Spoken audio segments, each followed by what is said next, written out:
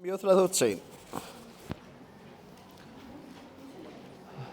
أعوذ بالله من الشيطان الرجيم.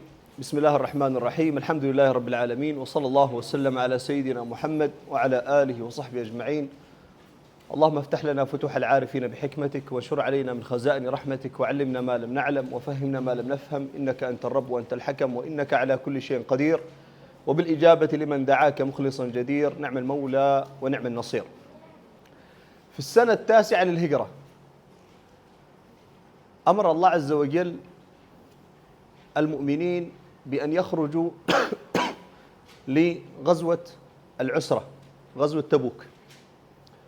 هذه الغزوة لها عدة أسماء، سميت بغزوة العسرة، وسميت بغزوة تبوك، وسميت بالفاضحة، وسميت بأسماء متعددة. أنزل الله عز وجل في هذه الغزوة آيات كثيرة لها أهمية وأثر في حياتنا اليوم. أريدكم تتأملوا معي في الآية رقم في صفحة 193، قول الله عز وجل في الآية رقم 38. الله عز وجل يقول: يا أيها الذين آمنوا ما لكم إذا قيل لكم انفروا في سبيل الله ثاقلتم إلى الأرض أرضيتم بالحياة الدنيا من الآخرة فما متاع الحياة الدنيا في الآخرة إلا قليل. قلنا هذه الغزوة كانت في أي سنة؟ متأكدين؟ السنة كم؟ 9 الهجرة. زين. الله عز وجل يأمرنا بأمر، هذا الأمر في صعوبة. ليش في صعوبة؟ لأن الروم تبوك بعيدة تقريبا كم عن المدينة المنورة؟ 800 كيلو، يعني من هنا إلين ثمريت تقريبا، ويروحوا مشي. هذه أبعد غزوة. يعني المكان قريب ولا بعيد؟ بعيد، 800 كيلو يمشوا، ما خرجوا أبدا. أبعد غزوة فذاك الوقت غزوة مؤتة، يعني مشيوا 800 كيلو متر. الجو كان حار ولا برد؟ كان حر شديد شديد، وكان انتشرت فيهم المجاعة. وأذاك الموسم موسم القيض، يعني إيش؟ الثمار عندهم. هل هذا الأمر فيه صعوبة ولا ما فيه صعوبة؟ كثير من الناس خرجوا مع النبي صلى الله عليه وسلم في هذه الغزوة. خرجوا مع كم؟ حوالي 30,000. هذا أكثر عدد يخرج فيه المسلمون. في غزوة بدر كم كان عددهم؟ كم كان عددهم في غزوة بدر؟ 313 330 331 على اختلاف المفسرين، يعني ما يوصل 350. في غزوة أحد وهكذا. يعني كم في بدر؟ كم فارس؟ يعني كم واحد معه خيل؟ 2. في غزوة تبوك خرجوا تقريبا معهم كم فارس؟ 10,000 فارس، يعني مجموعة كبيرة. النبي صلى الله عليه وسلم العادة أنه يوري. إيش يعني يوري؟ يعني يقول نحن خارجين هذه المنطقة، ولا يخرج مجموعة من الناس عشان الناس يظنوا بأنهم إيش؟ رايحين هذا الطريق. واضح معكم هذا المثال؟ النبي صلى الله عليه وسلم يقول لا تجهزوا، لأن المسافة بعيدة، ولأن الظروف صعبة، حر، والناس ذاك الوقت وقت الثمار. والله عز وجل يقول لهم تخرجوا الآن وجوبا عليكم، ويجهزوا المعركة. الآن فهمتوا هذه الظروف كلها؟ يلا الآية اللي بعدها الله عز وجل يقول إلا تنفروا. إيش معنى إلا تنفروا؟ يعني إذا ما تخرجوا مع النبي صلى الله عليه وسلم يعذبكم عذابا أليما ويستبدل قوما غيركم ولا تضروه شيئا والله على كل شيء قدير. يعني واجب عليكم أنكم تخرجوا. ولذلك النبي صلى الله عليه وسلم أمر بأن يخرج الناس إلى هذه الغزوة. الآية اللي بعدها وإيش؟ إلا، ركزوا معي ركزوا في الآية، الله عز وجل يقول إلا تنصروه فقد نصره الله إذ أخرجه الذين كفروا ثاني اثنين إذ هما في الغار إذ يقول لصاحبه لا تحزن إن الله معنا. ما تمر قدام الكاميرا، تجي من وراء الكاميرا. زين. إلا تنصروه فقد نصره الله إذ أخرجه الذين كفروا ثاني اثنين إذ هما في الغار إذ يقول لصاحبه لا تحزن إن الله معنا. الآية تتكلم عن ويش؟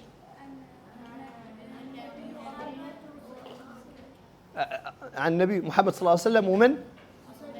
وأبو بكر الصديق. عن إيش يتكلم الله عز وجل؟ عن ماذا يحدثنا في هذه الآية؟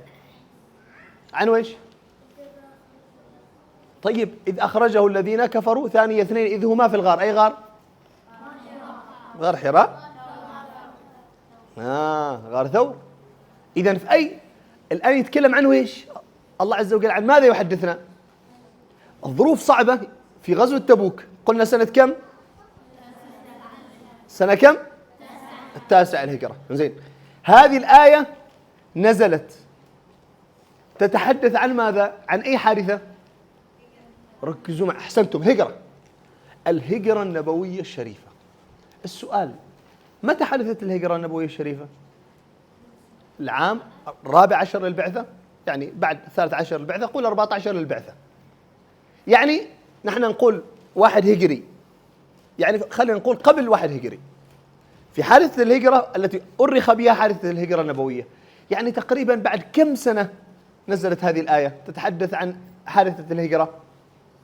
قلنا التاسع الهجرة، وقبل كم؟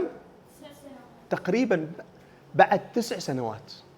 إيش معنات هذه الآية؟ إيش معناتها؟ يلا.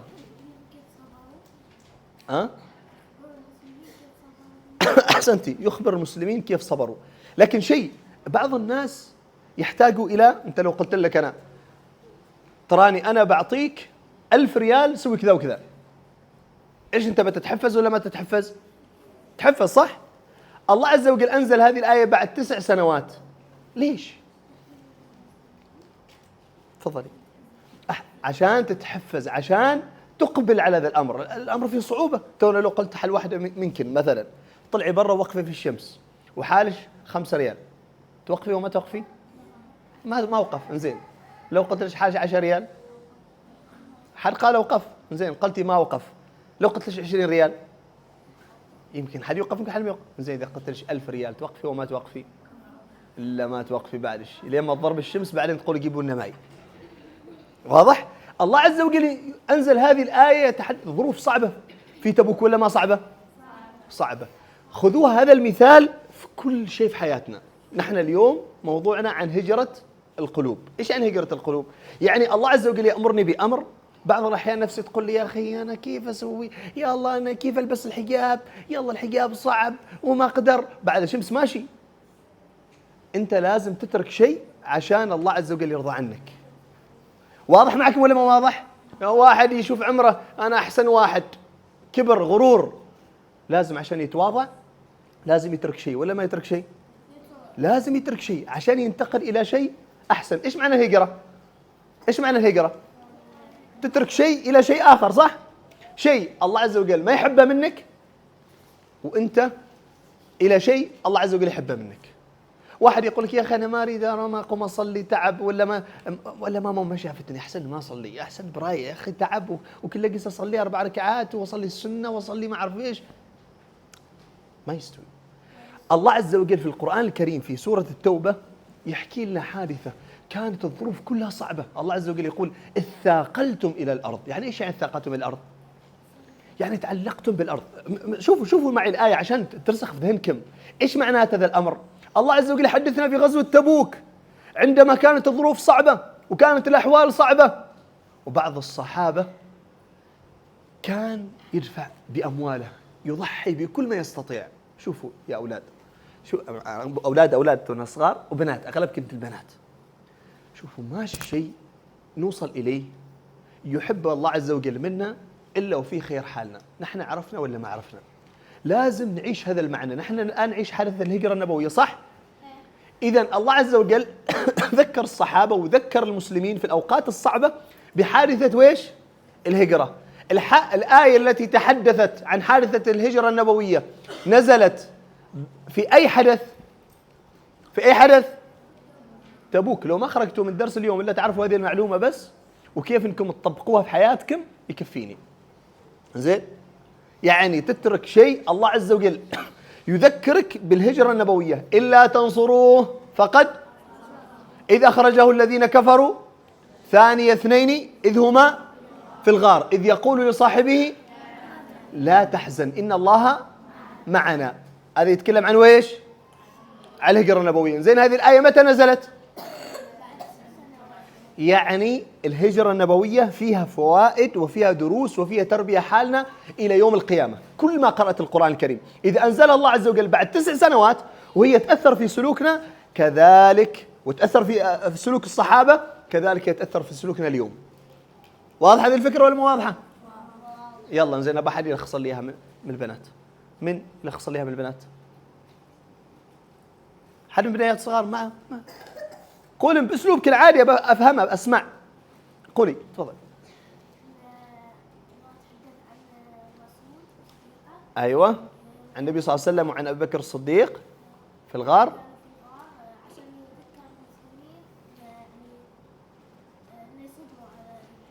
أحسنتي. وأن الله عز وجل سينصر المؤمن إذا تمسك بما أمر الله عز وجل به. زين، خلونا نشوف كيف الصحابة تعاملوا مع هذا الحدث. ترى بس لازم تتخيلوا عشان ما تقولوا والله بس حر وما اعرف ايش. لا، حر يعني تخيلوا انتم تمشوا 800 كيلو. النبي صلى الله عليه وسلم خبر الصحابه كلفهم بان يجهزوا الجيش، كل واحد يدفع اللي عنده.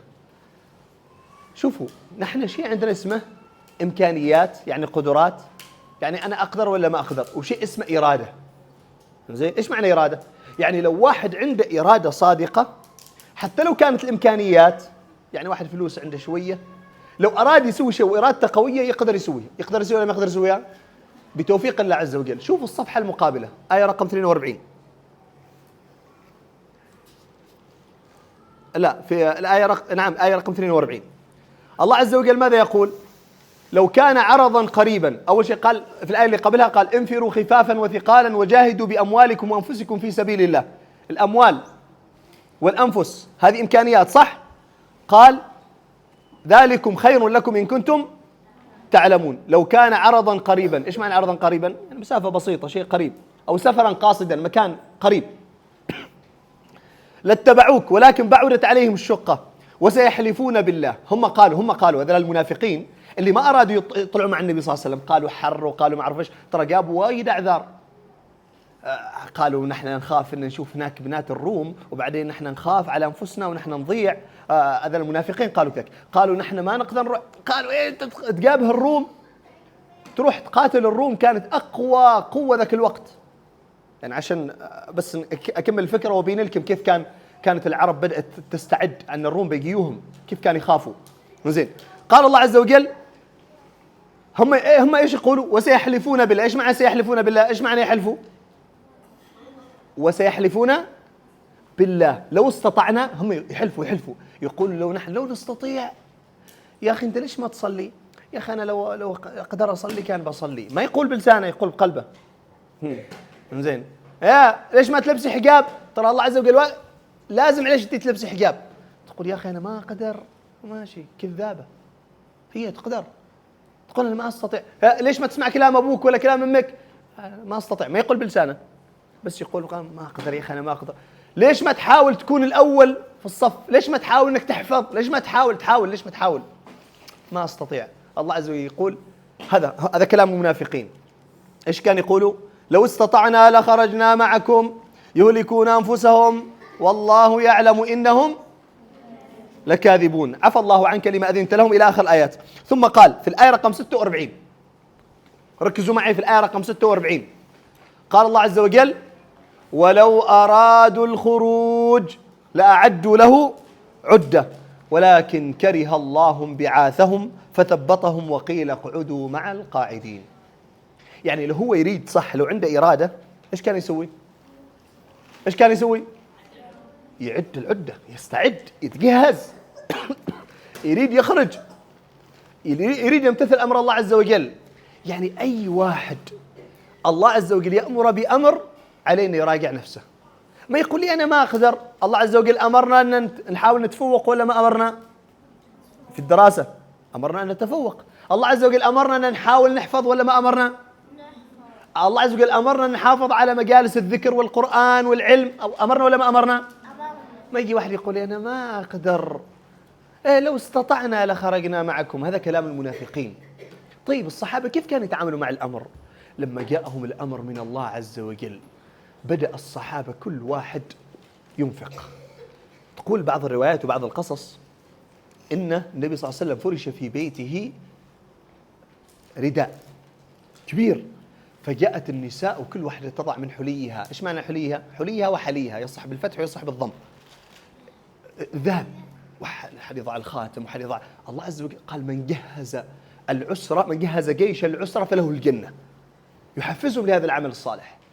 فبدأ في غزوة تبوك كل واحد ينفق، واحد ينفق، واحد ينفق. شفتوا هذيك قصة الحرمة اللي الأسبوع الماضي يقول لك كانت تقاعدت وآخر راتب مالها قالت أنا أريد أتصدق قبل المدرسة. الناس كلهم تكلموا، أوه هذه المدرسة تصدقت، حلموا المدرسة، هذه المدرسة سود. هذا بعض الصحابة جاءوا كل واحد منهم، النساء أول شيء تصدقا.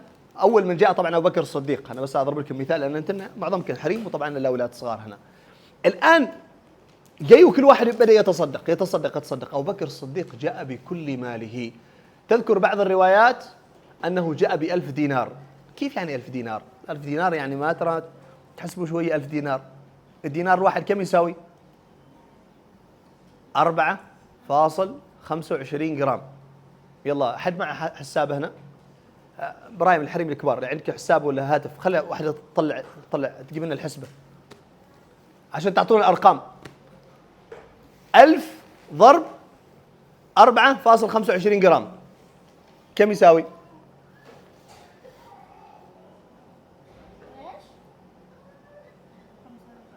عشان تعرفوا كم بريال عماني تقريبا كم؟ 4200. خلوا الحساب بعد موجوده. و250. زين قيمة الجرام الذهب كم؟ تو مرتفع الذهب. حسبوا 22. 25 ضربي في 25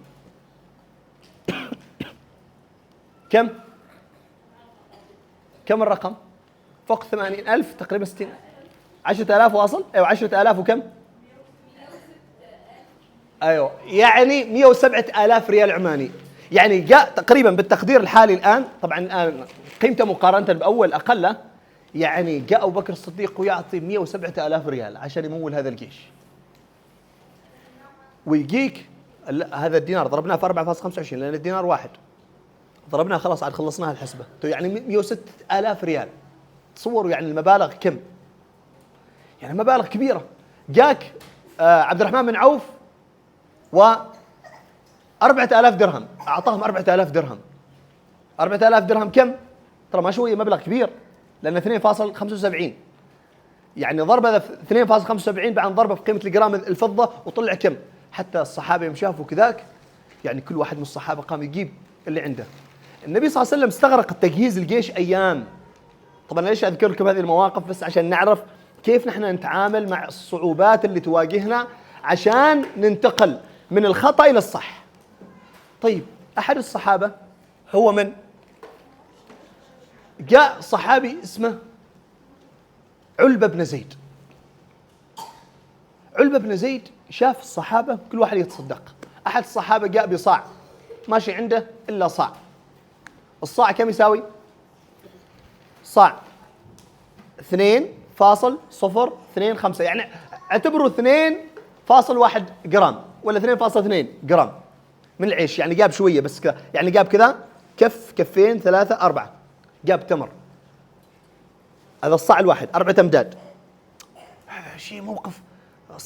آخر شيء المنافقين يقولوا يا الله حياته جاب صاع. قام يضحكوا عليه، هذا ماشي عنده إلا هذا المال. أحد الصحابة يروح ويستأجر طوال الليل، يشتغل عشان يجيب فلوس. طول الليل هو يشتغل عشان يجمع مبالغ.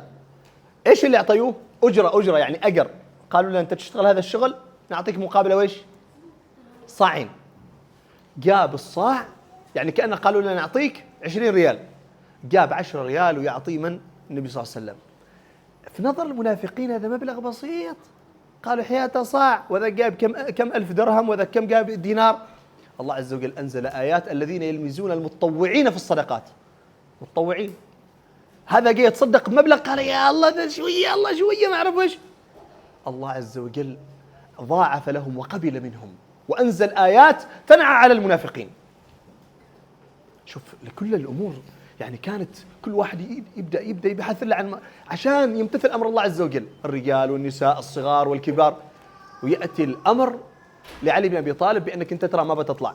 علي بن أبي طالب يعني ترى لما يروح هذه المسافة، يعني إنسان يروح يقدم روحه، يعني رايح إلى معركة 800 كيلو وحر، قالوا له أنت تجلس مع تكون مسؤول عن أهل النبي صلى الله عليه وسلم، فقال تجعلوني مع الصغار والنساء، تخليني أنام في المدينة. قال ألا يرضيك أن تكون بمنزلة موسى، منزلة هارون من موسى، إلا أنه لا نبي بعدي، يعني ترى أنت في عمل.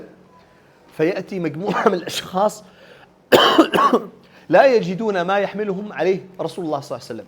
يعني أي واحد يجهز حد له أجر، أي واحد يساهم، لأن مسافة ما الصحابة يروح يمشيوا، ما يقدروا يمشيوا، لازم يجهزوهم، لازم جيش يكون مجهز. فجاءوا مجموعة من الأشخاص يعرفوا بالبكائين. إيش معنى بالبكائين؟ إيش البكائين؟ يعني يجيوا إلى النبي صلى الله عليه وسلم ويقول يا رسول الله احملنا، يعني شوف إن حد يتبرع لنا شيء، نحن نبغى شيء حد يحملنا عليه.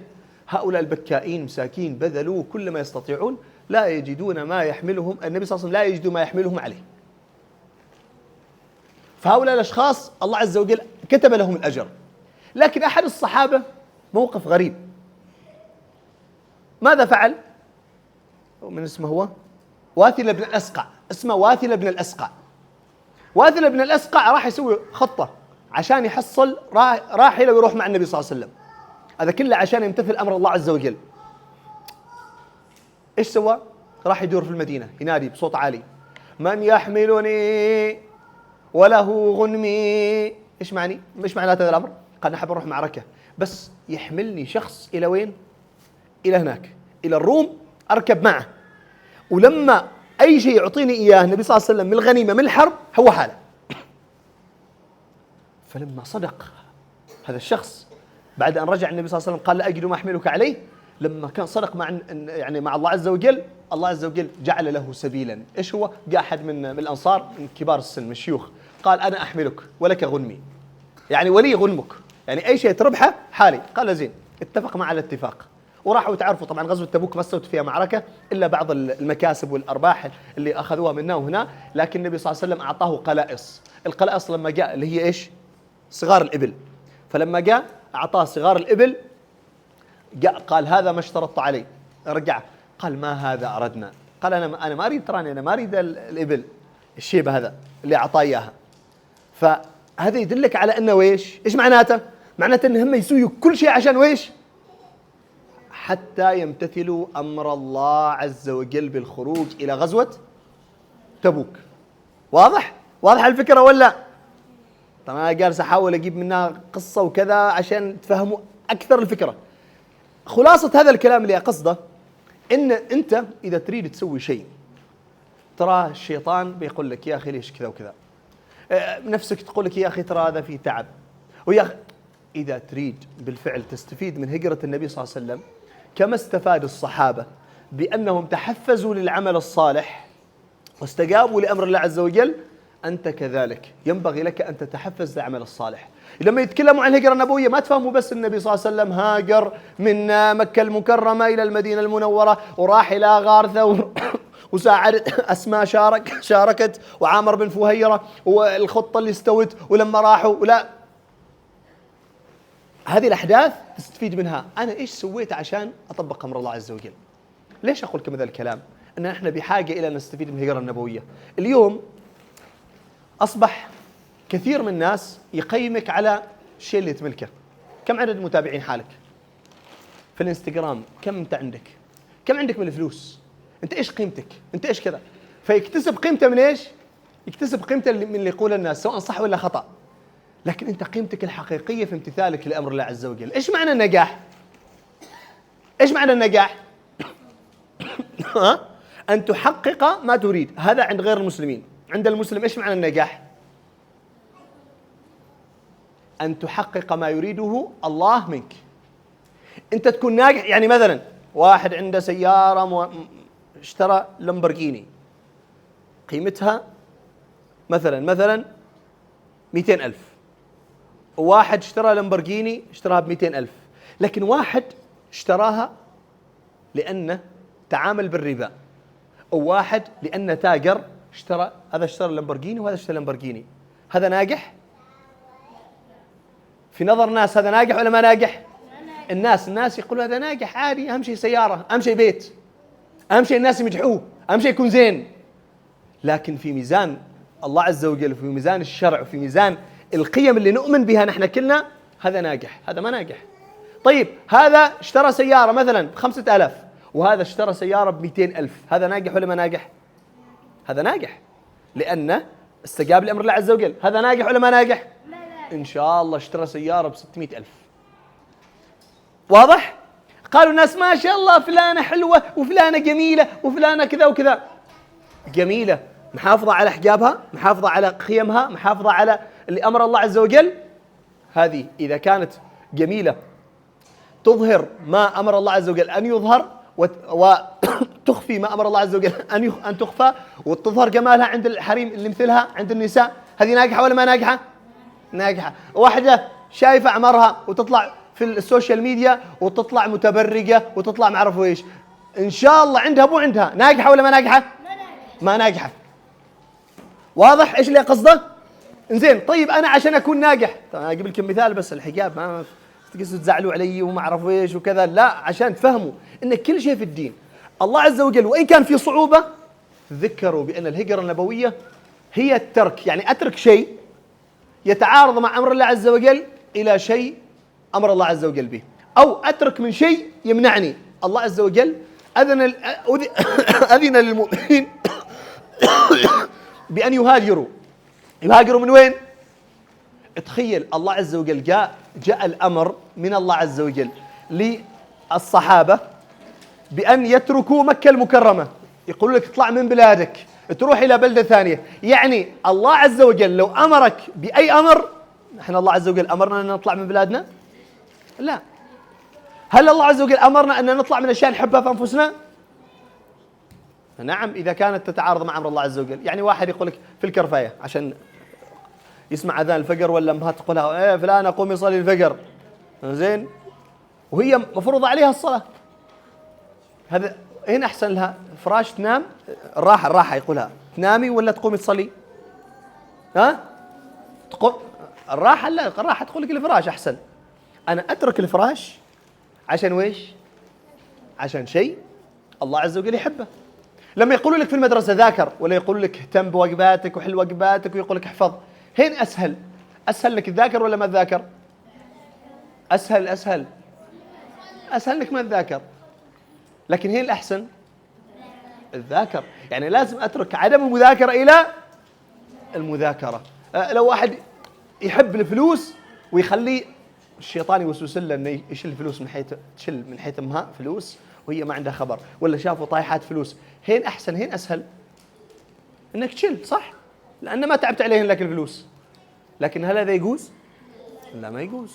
اذا انا اترك هذا الامر كذاك. لما نقول عن الهجرة النبوية، ترى حدث الهجرة النبوية هذا مفيد لكل زمن كل وقت.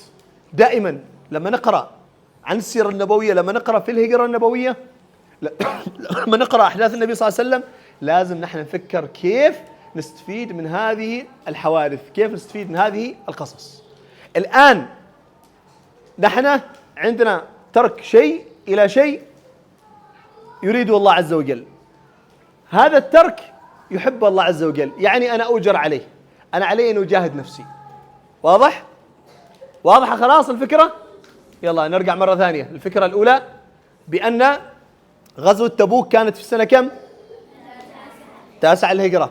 حدث الهجرة حدث قبل كم سنة؟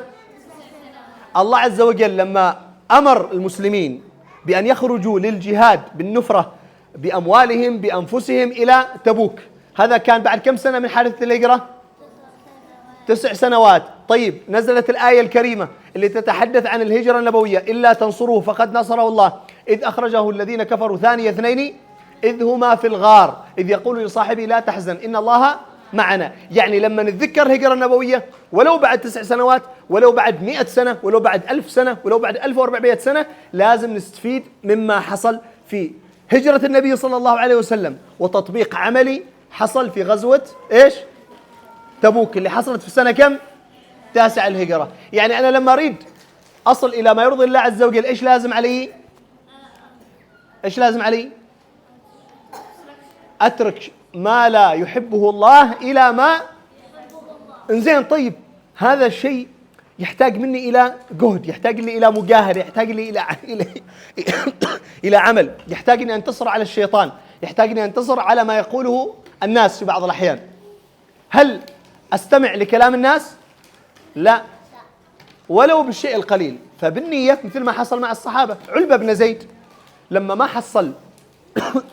ما حصل شيء ينفقه، ماذا فعل؟ ذهب يصلي قيام الليل، ليصلي قيام الليل. جزاك الله خير، أحسنت. يصلي قيام الليل، وبعد أن صلى قيام الليل ما عنده شيء. الله عز وجل يعني حكى لنا في سورة التوبة يعني أحوال الصحابة، والله يعني شيء عجائب.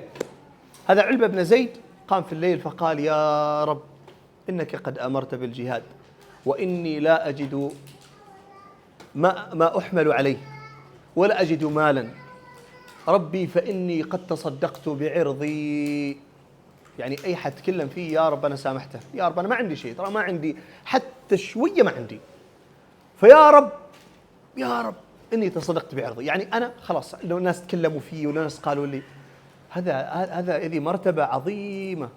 النبي صلى الله عليه وسلم في اليوم الثاني قال: من تصدق منكم البارحة، من أمس في الليل تصدق.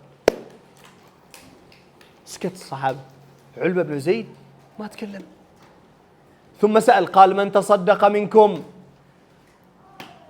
ثم سأل مرة ثالثة فقال: أنا يا رسول الله. قال: قد قبل الله صدقتك. يعني الإنسان ولو أرادوا الخروج لا أعدوا له. اللي يريد يصل إلى ما يحبه الله عز وجل يعد العدة، يجتهد، يبدأ حتى بالشيء اليسير. وما تقول أنا ما عندي شيء، ما عندي، أنا ما أقدر. تقدر تحفظ آية، تقدر تحفظ آيتين، تقدر تحفظ 3 آيات. ولو أرادوا الخروج لا أعدوا له. ولو أراد الحفظ بصدق الله عز وجل وفقه، إذا أعد العدة، إذا هيأ نفسه لهذا الأمر. مواقف كثيرة من الصحابة، يعني كان واحد منهم يأتي إلى النبي صلى الله عليه وسلم وهو يبكي لأنه لا يجد ما يحمل عليه. يعني مثلا قصة أبو موسى الأشعري. أبو موسى الأشعري إيش اسمه؟ اسمه عبد الله بن قيس. أبو موسى الأشعري جاءت مجموعة من اليمن، النبي صلى الله عليه وسلم أرسل في الناس، أرسل في القبائل بأنه سيغزو الروم. لما جاءت وفد اليمنيين بقيادة أبي موسى الأشعري اللي هو أبو عبد الله بن قيس، قالوا له: أطلب من النبي صلى الله عليه وسلم أن يحملنا على شيء. فصادف النبي صلى الله عليه وسلم كان غضبان، قال: والله لا أحملكم على شيء. فرجع أبو موسى الأشعري إلى النبي صلى الله عليه وسلم فقال إلى الصحابة من أهل اليمن، فقال لهم بأن وجدت النبي صلى الله عليه وسلم كان غضبان فقال كذا وكذا وكذا. وهو راجع إذا بأحد الصحابة يأتي ب6 نوق. يعني إيش؟ يعني كل ناقة يحمل عليها شخصين. فقال أبو موسى الأشعري بري ساحته، قال: والله إني قلت لكم ما قاله لي رسول الله. يعني أنا ما كذبت عليكم. قالوا: إننا نحن نصدقك. فذهبوا إلى النبي صلى الله عليه وسلم، قال: خلا تعالوا معي إلى النبي صلى الله عليه وسلم عشان تصدقوني. قال: نحن نصدقك. قال: لا، عشان يبري ساحته. ذهب إلى النبي صلى الله عليه وسلم فأخبروه، فقال: إني لا أحلف يمينا وأرى غيرها إلا أتيت الذي هو خير، أو كما قال النبي صلى الله عليه وسلم. فالنبي صلى الله عليه وسلم أعطاهم 6 نوق حتى يحمل عليه 12 شخص من أهل اليمن. فعموما اجتمع الجيش كله 30,000 وخرجوا طبعا 800 كيلو، وكانت المعركة يعني أو المسافة طويلة وفيها ابتلاءات وفيها قصاص، وحصلت حوادث كثيرة في غزوة تبوك. ليش؟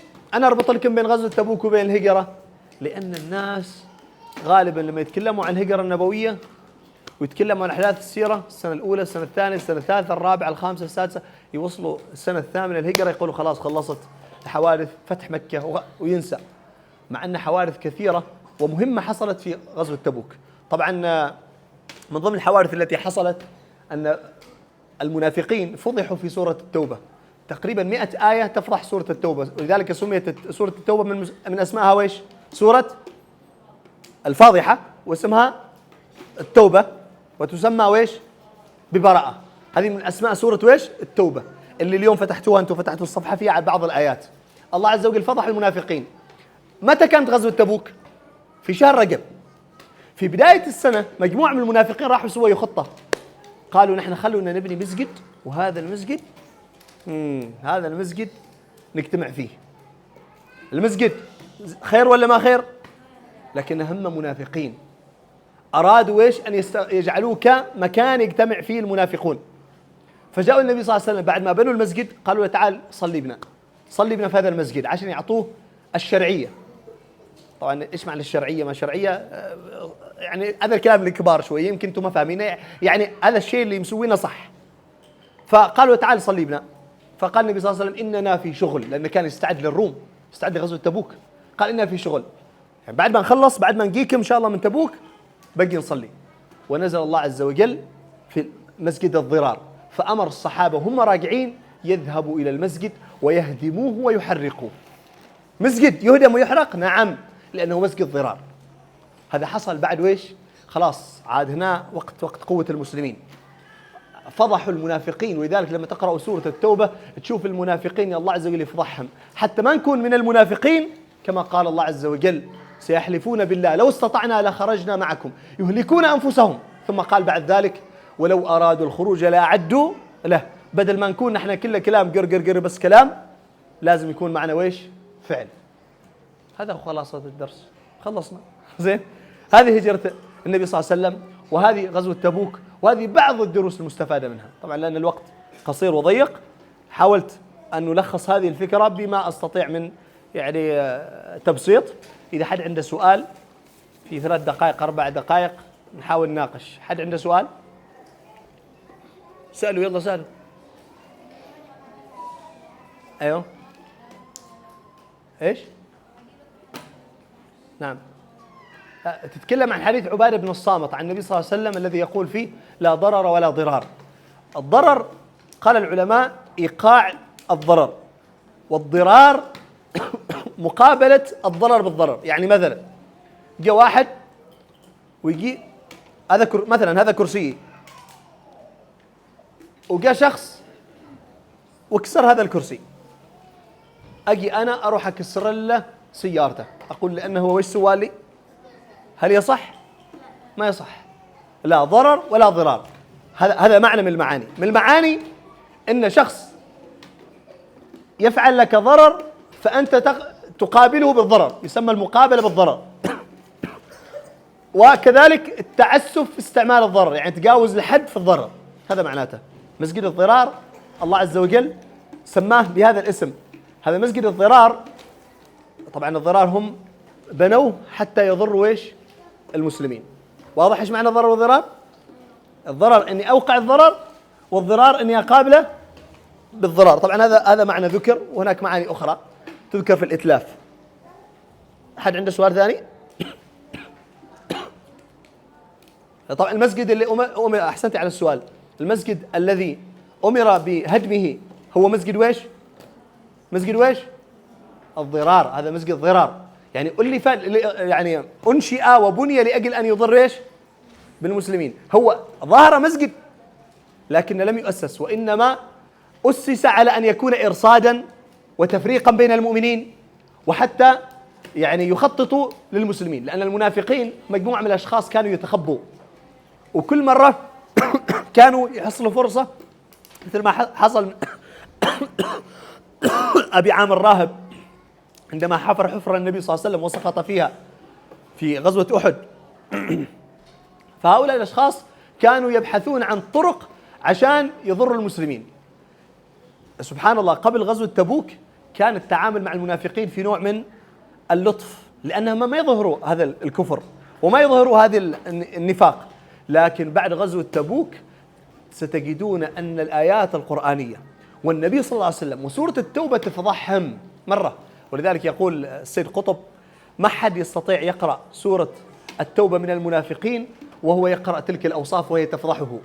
تفضحه لما يشوف الناس كيف يتصدقوا وهو ما يقدر وما يتصدق، كيف يتعامل لما هو يكون ما عنده فلوس لكن يشوف الناس يتصدقوا، قلبه كيف يتحرك.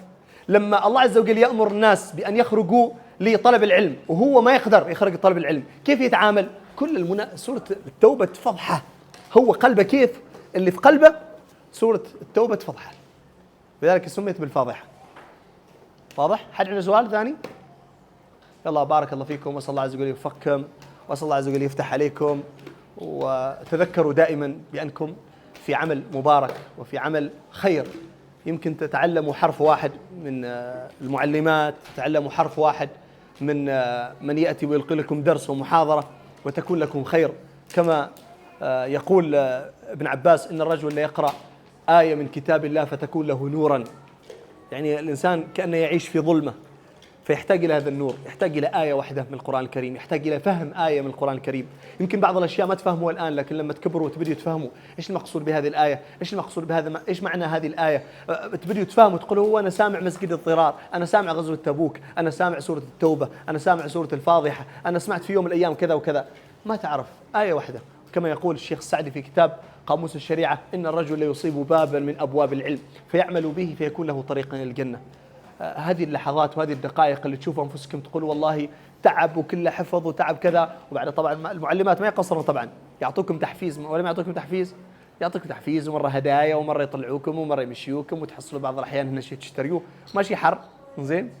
لكن مع ذلك أنتم ينبغي أن يكون عندكم الاستعداد بقلبكم حتى تتعلموا.